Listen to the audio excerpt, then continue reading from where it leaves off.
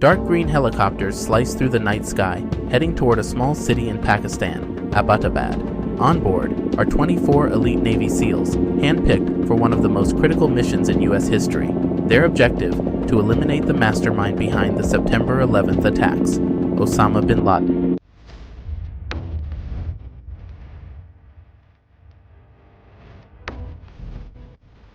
The mission is classified at the highest level, known only to a handful of top officials.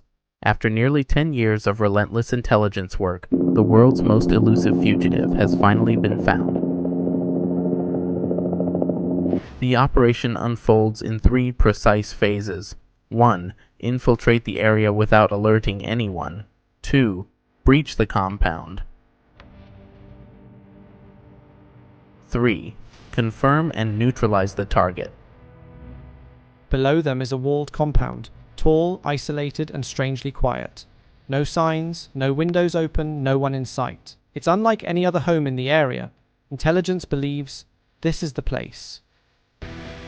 30 minutes to the target. The pilots maneuver with precision, aiming to land inside the walls without alerting anyone. But then something goes wrong. One of the helicopters begins to spin. With only seconds to react, the pilot makes a split-second decision: a controlled crash landing inside the compound. Seeing this, the second helicopter lands outside the walls. Luckily, none of the passengers are injured.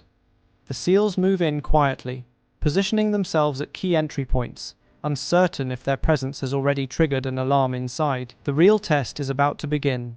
On the ground, the scale of the compound's self-sufficiency becomes apparent. Everything here is designed to limit contact with the outside world. To the northeast, a small greenhouse supplies fresh vegetables. Nearby, a few animals are kept, providing food and reducing the need for supply runs.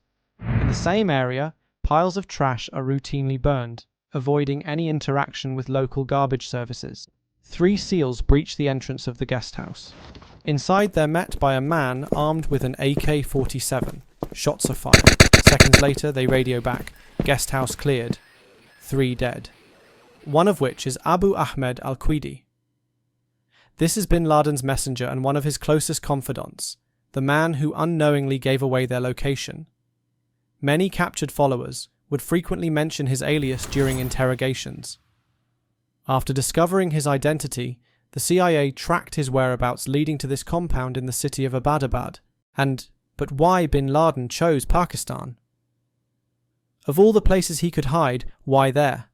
Remaining in Afghanistan would have been too dangerous. After years of war and a massive US military presence, blending in there was nearly impossible. Pakistan, on the other hand, shared a long, porous border.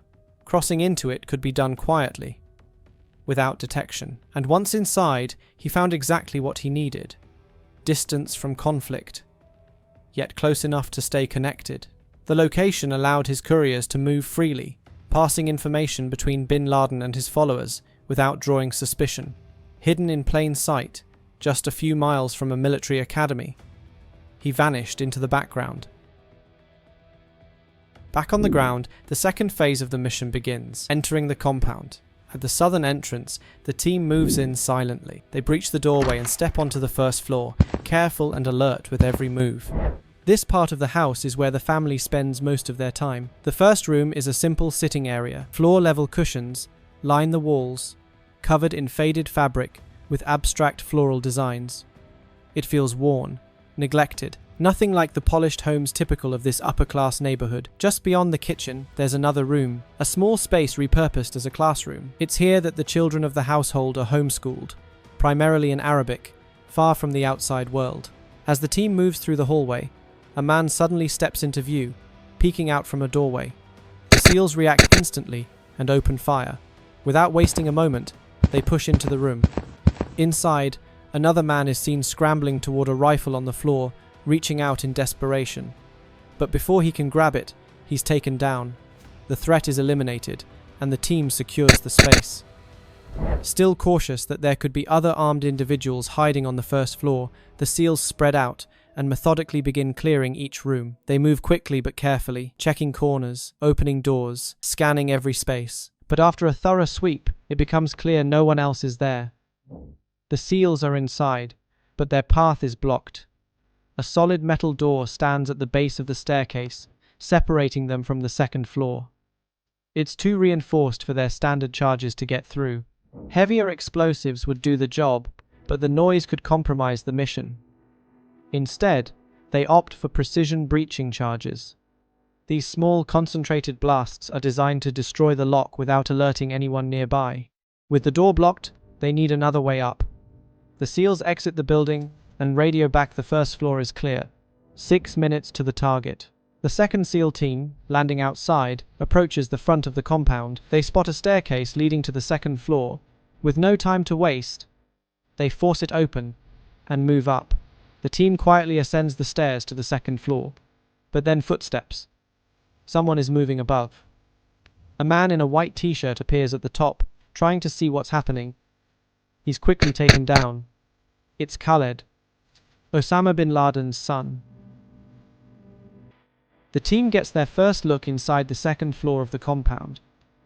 Despite having no access to phones or the internet, this is where the residents stay informed about the outside world through old broadcasts, smuggled recordings, and word of mouth carried by trusted couriers. The command center for the group's senior members spans 3 small rooms, each packed with sensitive materials.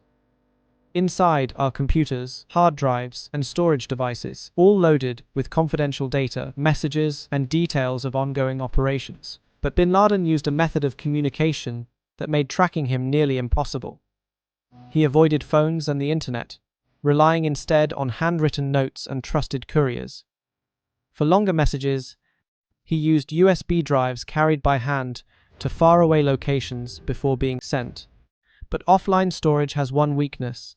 It has to be hidden somewhere. And now, the team has just found a stash. The cache of intelligence could prove crucial in the fight against terrorism. But now isn't the time to examine it. First, the team must clear every room before advancing to the third floor and completing the mission's final phase. The SEALs move in a tight formation, silently making their way up the staircase. They arrive on the third floor. It's completely dark. Even with night vision, visibility is limited. The team waits quietly, listening for any sign of movement. Suddenly, a faint glimmer flashes across their field of view. Without hesitation, a shot is fired. The SEALs immediately spring into action. As the team enters the room, they're met with chaos. 2 women, bin Laden's wives, stand frozen in shock. In one corner, children huddle together, crying, and in the center of it all, a tall man with a grey-streaked beard lies on the floor. They've found him. The target has been eliminated. But the threat isn't over. Someone else within the group could take his place. The real breakthrough might come from what's on the second floor: hard drives and documents that could reveal the inner workings of the entire organization. Within minutes, the helicopters lift off from the compound, disappearing into the darkness. Every team member is accounted for. The mission is complete. To prevent his grave from becoming a shrine for extremists, the US made a deliberate decision: there would be no burial site. Instead, sealed in a weighted bag and released into the sea, quiet, final, gone without a trace.